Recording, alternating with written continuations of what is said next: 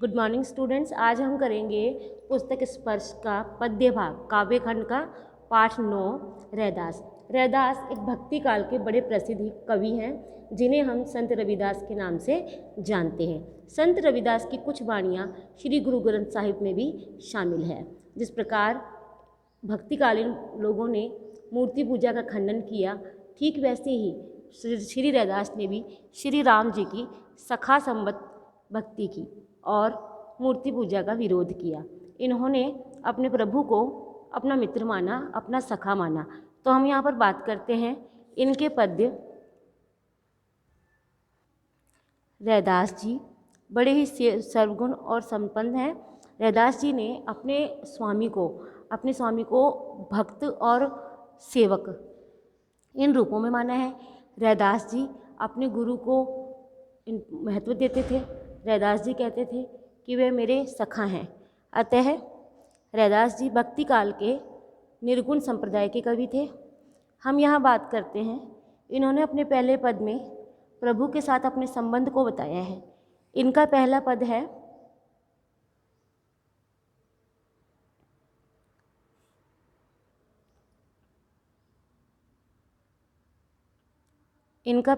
है, कि अब कैसे छूटे राम नट रट लागी।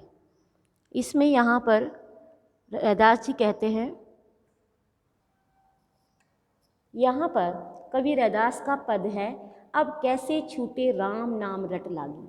अब कैसे, यहाँ पर रैदास जी अपने भक्त के प्रति अपनी भक्ति को बताते हुए कहते हैं कि मुझे राम नाम की इस प्रकार रट लग चुकी है कि वो मेरे से अलग हो ही नहीं पाती है। यहाँ पर रैदास जी कहते हैं, प्रभु जी तुम चंदन हम पानी। कहते कि हे प्रभु, तुम्हारा और मेरा संबंध इस प्रकार है जिस प्रकार चंदन और पानी का होता है। जाकी अंग अंग बास समानी। कहते हैं कि अगर थोड़े से पानी में चंदन डाल दिया जाए, अगर उस पानी से कोई स्नान कर ले तो वह जो उसकी सुगंध है वो जाती ही नहीं है। ठीक उसी प्रकार हे प्रभु, तुम मेरे अंग अंग में इस प्रकार समा गए हो जिस प्रकार चंदन में पानी समा जाता है या पानी में चंदन समा जाता है। अतः तुमसे मुझे कोई दूर नहीं कर सकता। दूसरी पंक्ति में कहते हैं रैदास जी, प्रभु जी तुम घन बन हम मोरा। कि तुम क्या हो हे प्रभु, तुम तो बड़े बादल हो, काले घन बादल हो जो जल से भरे हुए हैं, और मैं मोर हूँ। जिस प्रकार मोर काले बादलों को देख के खुश होता है, ठीक वैसे मैं आपकी छवि को देखकर बड़ा खुश होता हूँ। आपका मेरा संबंध इस प्रकार है जैसे चितवत चंद चकोरा, कि जैसे जो चकोर है चांद को निहारता है प्रभु, ठीक वैसे मैं आपको निहारता हूँ।